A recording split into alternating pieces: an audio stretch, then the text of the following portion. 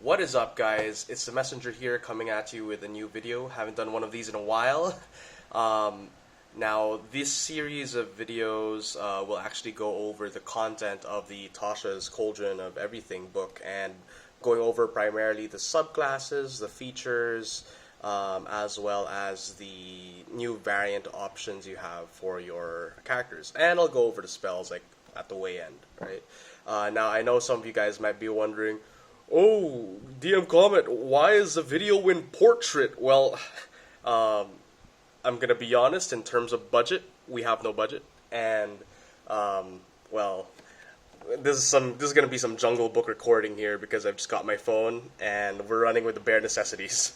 So, anyway, back to the topic at hand. A few days ago, I made a poll on my little Facebook group for my D&D groups, and I asked them, hey, what kind of subclass do you want to see first in the videos? And they said Ranger. So I'm like, okay, simps, because they all want, they all know that me as their DM that I love Ranger. So well, let's do it anyway. So the Tasha's Cauldron of Everything book is basically Xanathar's to Electric Boogaloo. It's an expansion of the game's rules, and in this video you're gonna see me actually show like full pages. If it gets taken down, ooh, whoopsie. But hopefully my channel's small enough that I'll skip the algorithm. Ooh, big brain. Anyway, so they've got things like reprinted artificers and all that stuff, and we'll get to that eventually. But for now, let's go to the topic at hand. So, you'll find the Ranger section in this book on page 56. And a little bit of warning while I'm turning to this page. I've looked at these subclasses before, and the new options that are available to players, and I've thought about them, but this is going to be the first time I'm really going to be working to put my thoughts into words. So it's going to be quite literally a live ramblings video. The changes they've made to Ranger in terms of the optional rules that you can put in, and you know me, if they're optional rules, they're basically canon rules that are going into my game.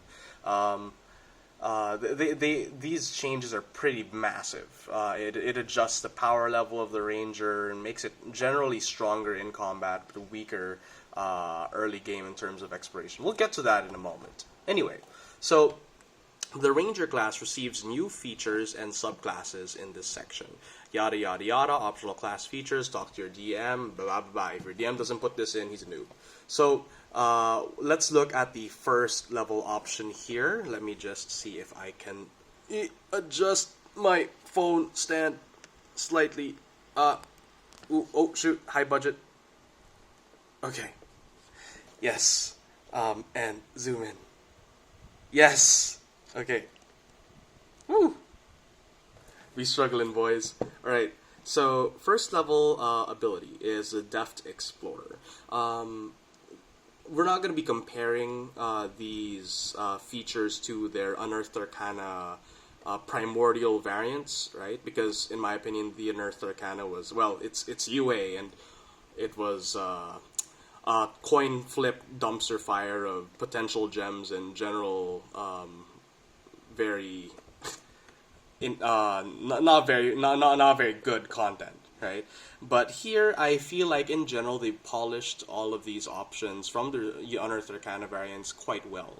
The Deft Explorer feature, at first I was like I was on the fence on how I felt about it, but I realized that they shifted Ranger's power level to be a sort of like a mid-game powerhouse, and I'll explain in a second. So at first level, the Deft Explorer feature is what you get, and along with Favored Foe. So basically it replaces the Natural Explorer and a Favored Enemy feature from the original Ranger found in the Player's Handbook, right?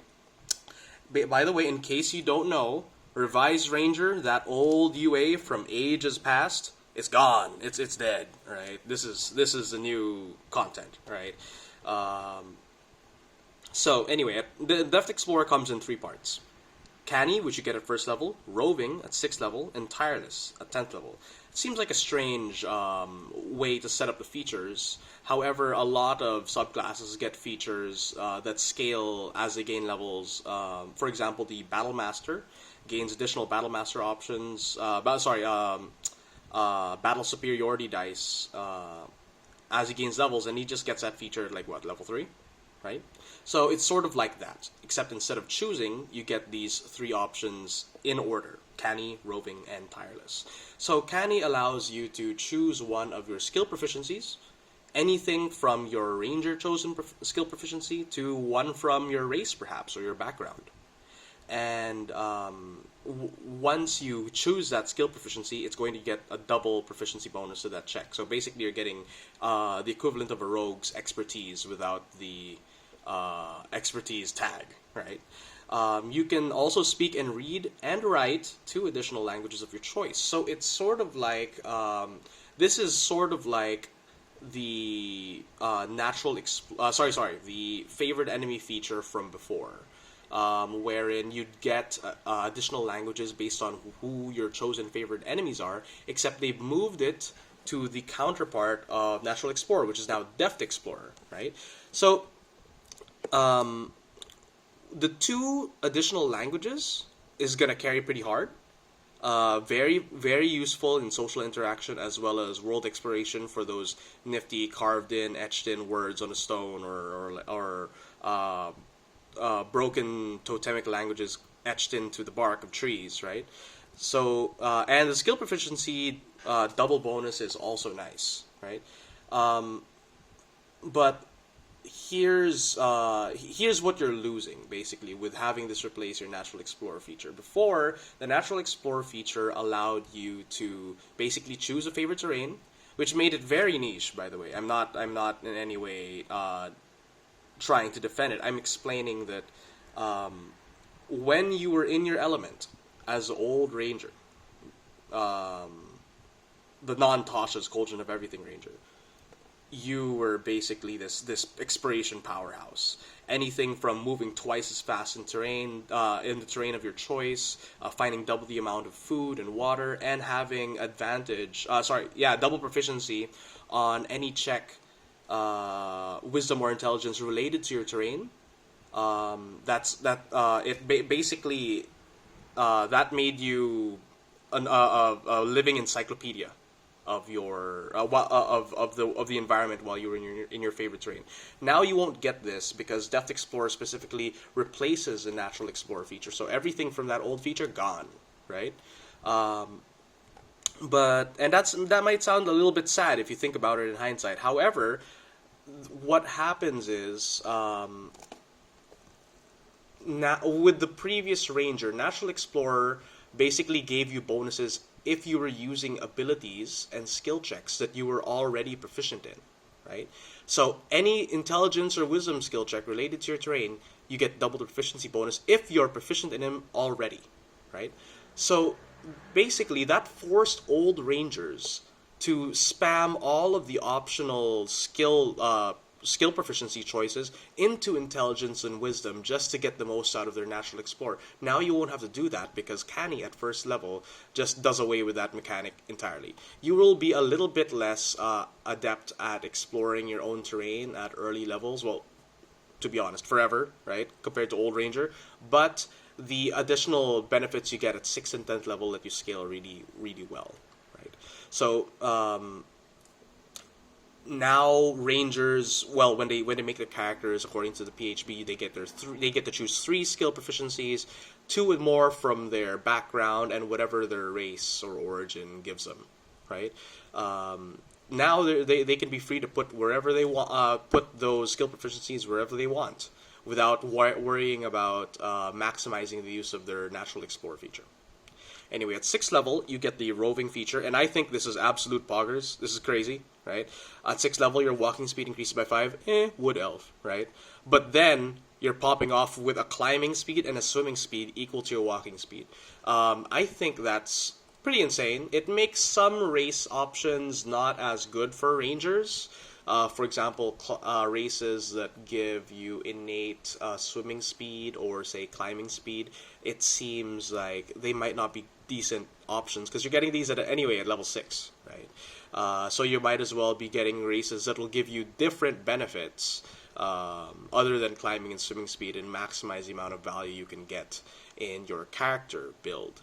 But basically, by getting a climbing and a swimming speed, you'll be able to ignore all that difficult terrain and double movement requirement while climbing and swimming. It doesn't state that you are able to climb vertical slick surfaces or on ceilings without making athletics checks. So you're still gonna have to do that, right, with the climbing speed, right?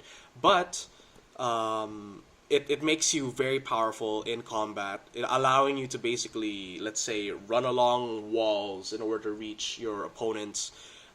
Something before only monks could do, right?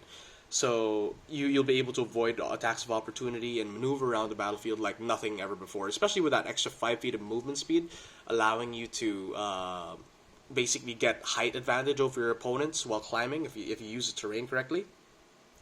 The swimming speed too, the vertical traversal while traveling, right? While moving in combat, it's gonna be pretty big, I think, right? It makes spells like Long Strider on Rangers and other bonus abilities that give you additional movement speed that much more valuable, right? Also makes things like spells like Spider Climb. Imagine you got free Spider Climb and swimming speed at 6th level, right? And Spider Climb in itself is essentially a 2nd level spell, so you're getting that value just for leveling up. And this is a 1st level feature. You've still got more stuff, right? So let's keep going to the 10th level ability, which I think it's very good, but it doesn't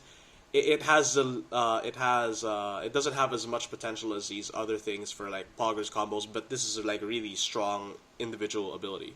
So first of all, it gives you a number of temporary hit points equal to 1d8 plus your wisdom modifier as an action, right? So you can do this in combat, out of combat, just pop off your temporary hit points. And the way it works, temporary hit points works, by the way, and I'm sure that you guys have like heard this countless times, right?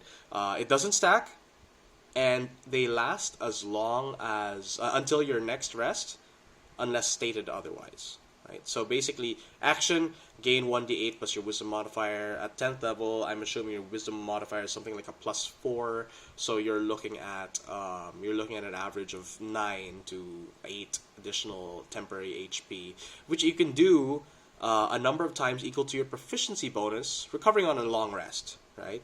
So that means that at early levels you're gonna be you're gonna get this at 10th level, so that's something like a plus I think that's a +3 +4 so that's 4 times, so that's around 9, 18, 27, 36. Ooh, big brain math. 36 additional hit points for your ranger. It's a nice addition. It makes your ranger a lot more tanky, gives him much needed survivability, especially with the new options you're getting, which I'll get to in just a bit. In addition, at 10th level, whenever you finish a short rest, take note, it doesn't say long rest, your exhaustion level, if any, is decreased by 1. Now you may be wondering, hey, what Wizards of the Coast, what are you doing? It says there short rest. What about the long rest, folks, right? How are they supposed to get the benefit of this ability? Oh, oversight, right? Well, technically, long rests can you can technically fit in a short rest in between the long rest. There's nothing saying anything against that in the rules. So, anyway, but I agree they should have just added that little short or long rest, if any, is decreased by 1. Exhaustion, there aren't a lot of effects that are available to players to cause exhaustion, save for hog tying and beating up an NPC and keeping them in a room with like the worst possible bard playing music non-stop, right? And spells like Sickening Radiance, but the exhaustion is gone, right? So you're basically getting this you're basically going to be the ranger that's scouting out, right? That's taking watch all night, and then when everyone's awake, they just take a short rest and boom, they're fine. No exhaustion levels, right? I can see like really niche high level builds with the Berserker Barbarian and the Tireless Ranger, though I don't think that's very I don't think it's the most viable pick, especially with the new subclasses absolutely power creeping on old subclasses. You'll see in a bit. They scale with proficiency bonus rather than having set number of times they can use abilities like before. Right? Anyway, that's enough talking about the first level Deft Explorer feature. We'll speed through the most of the rest. So, favored foe. When you hit a creature with an attack roll, you can call on your mystical bond with nature to mark the target as your favored enemy for 1 minute, or until you lose concentration, as if you were concentrating on a spell. The first time on each of your turns that you hit the favored enemy and deal damage to it, including when you mark it, you can increase that damage by 1d4. So what I understand here is that it's basically a concentration ability that requires no action economy for you to actually use. All that matters is that if you hit the attack roll, that means it's sort of like a Paladin Smite where you can call it, and you can call it for the DM while you're making an attack roll that, oh, I want to do this, right? But if you miss, and no harm done, right? If you hit the creature with an attack roll, they're marked as your favorite enemy for 1 minute, and whenever you hit it, including when you mark it, deals an additional d4. And this is scaling damage. That's 1d6 at 6th level, 1d8 at 14th level. This allows Rangers to basically do some pretty reliable bursts at early levels.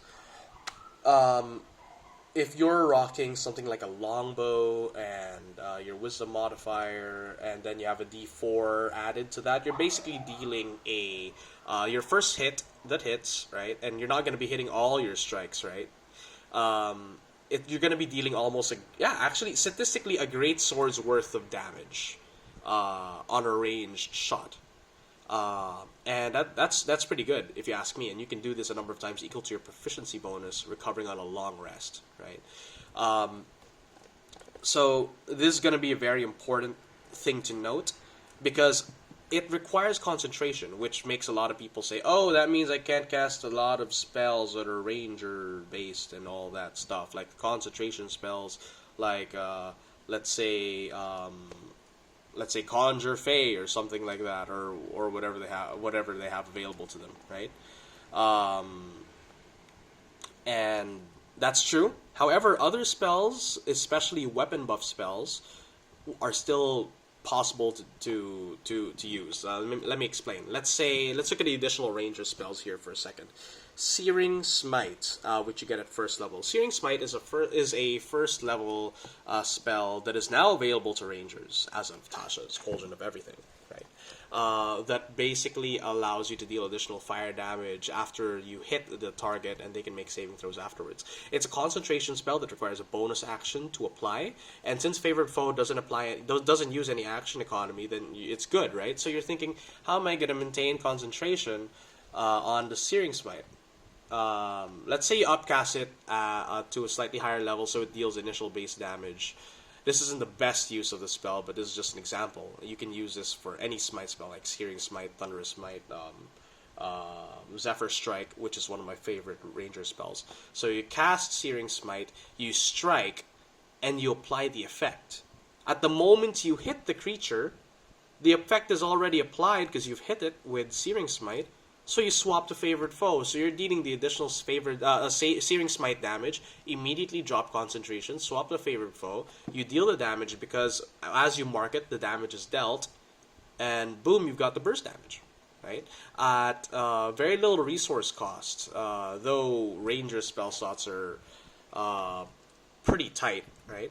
So let's look at the additional Ranger spells in depth. So we're looking at, first level, Entangle, and Searing Smite. Entangle is Druid's spell. You'd think it was part of the Ranger kit, but well, now it's official, right? What else? We're looking at Aid, Enhance Ability, Gust of Wind, Magic Weapon, Summon Beast. Summon Beast is a new spell added to this book, by the way. So most of these spells, actually, on the Ranger list now are primarily Druid spells, save for things like Searing Smite, Aid, and Magic Weapon, which I believe are either Paladin or Wizard-based spells, right? Elemental weapon is good too. So the new spells that are added from this book that are now ranger spells are Summon Beast and Summon Fey, and we can talk about those later, right?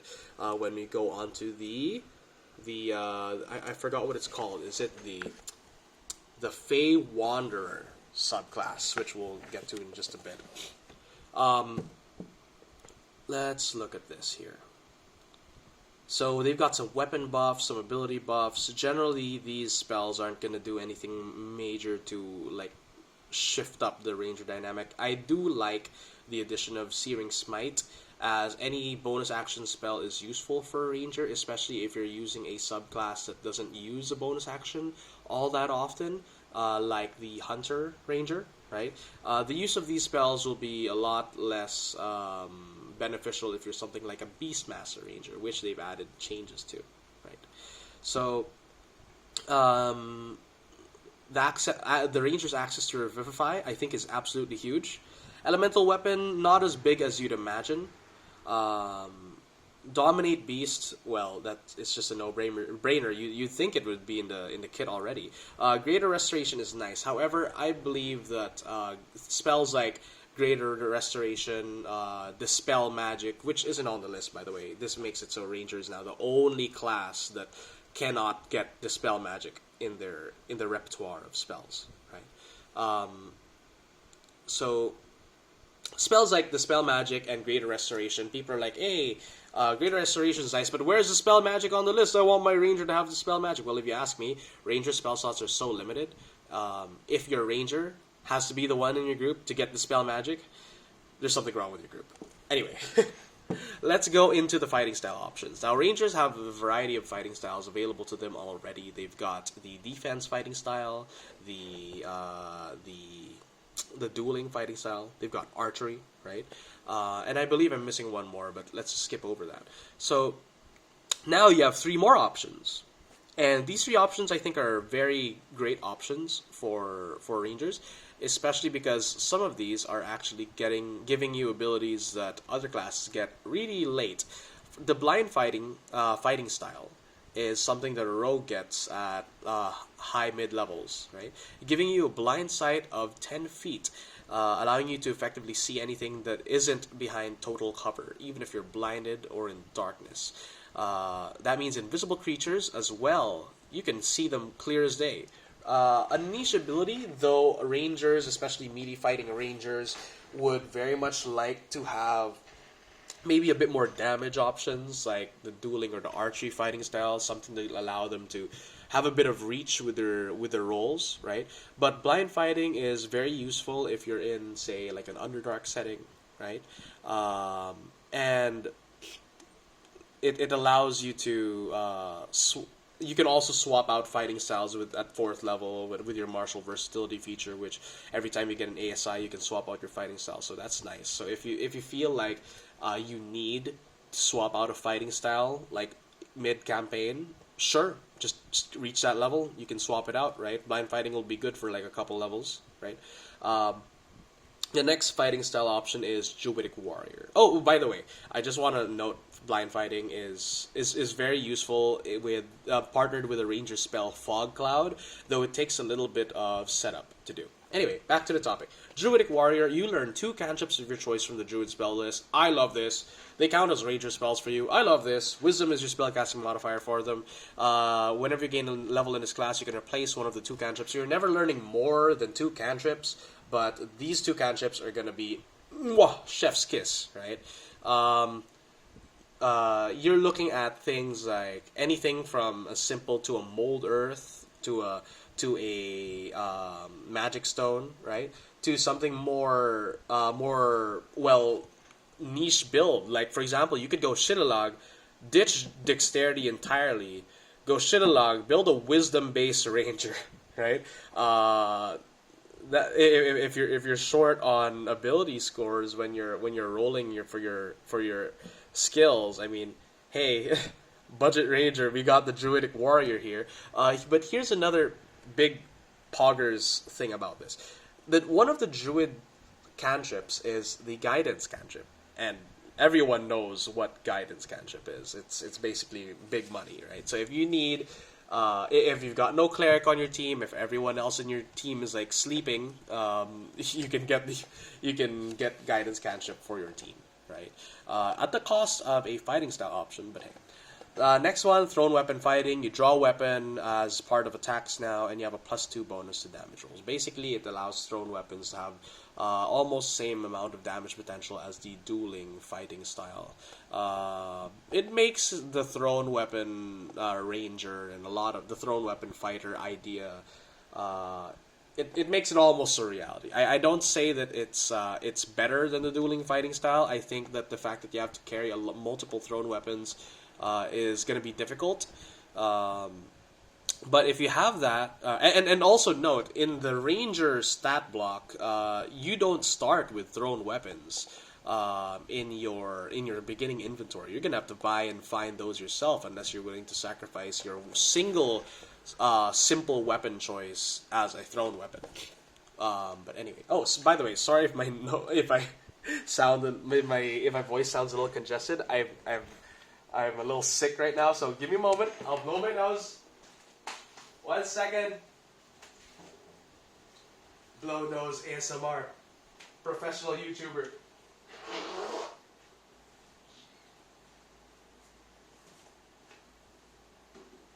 Woo! I'm back. Alright. Alcohol hands. Alright, guys. We following quarantine protocol. Anyway. Spellcasting focus. Rangers can now use Druidic spellcasting focus. Alright. It's nice. Adds a lot of flavor. And you know me, I'm the flavor master. So I'm gonna be using this to give like special items to my Rangers if they are interested in that kind of thing. Why is my voice... Anyway. So, next. Primal awareness. And everyone makes jokes about Rangers. Oh, Rangers underpowered. Rangers weak class. Wizards of the Coast. I'm sorry to say, but Ranger is now one of the stronger options when it comes to classes. Because now they're at 3rd level, they just get free spellcasting, right? Now, all of these spells are roleplay and exploration based. However, this allows Rangers to basically be unparalleled when it comes to exploration, save for, let's say, a high-level divination wizard that wants to absolutely go ham with his spell slots and not save them for combat. These, you can cast each of these once for free when you're at the necessary level. And in addition to this, you're also going to be able to add these to your spells, and they don't count to the number of Ranger spells, you know. So, Rangers learn anywhere from I believe 3 to 11 spells max. So these 5 spells just being added, right, as utility there to your spell list, always nice. That plus the additional Ranger spells that you get from the subclasses. Very nice as well. So let's look at what spells you're getting here. At 3rd level, you gain the Speak with Animals spell. You can cast it once, recovering once without expanding a spell slot, and you recover the ability to do that on a long rest. Speak with Animals, very great, especially if you're able to converse with animals that are like been near areas of interest, right? Or even just like to get anything from information to like scout up ahead, right?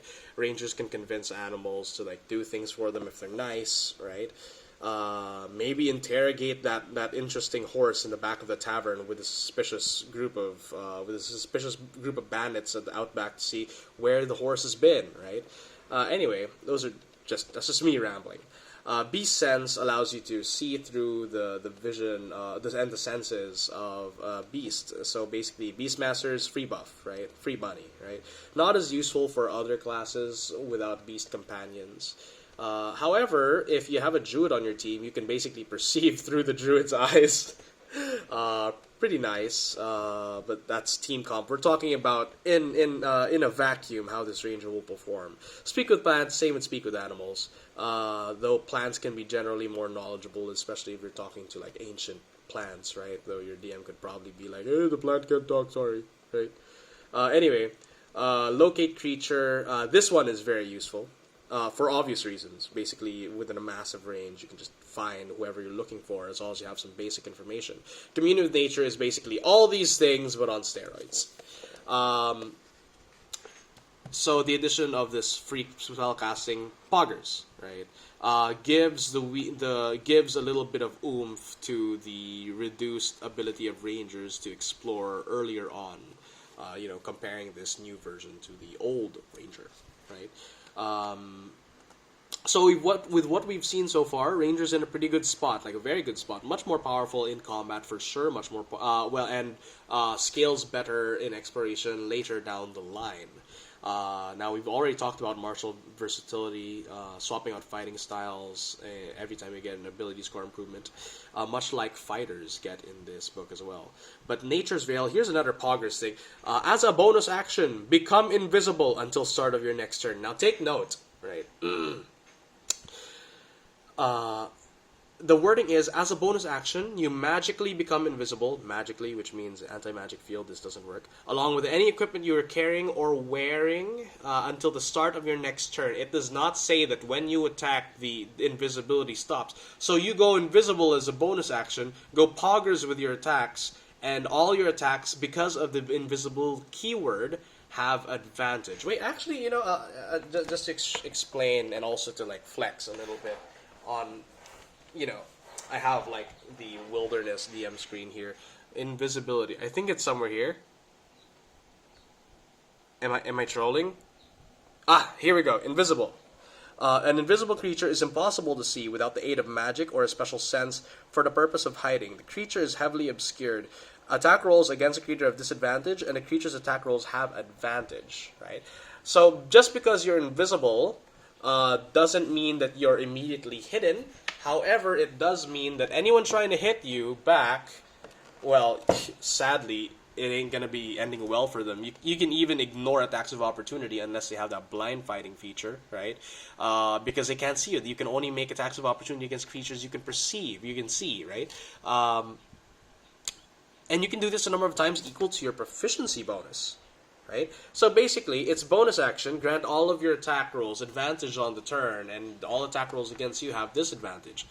Easy money, if you ask me. This is going to make 10th level Rangers really powerful and scale well into the mid to late game.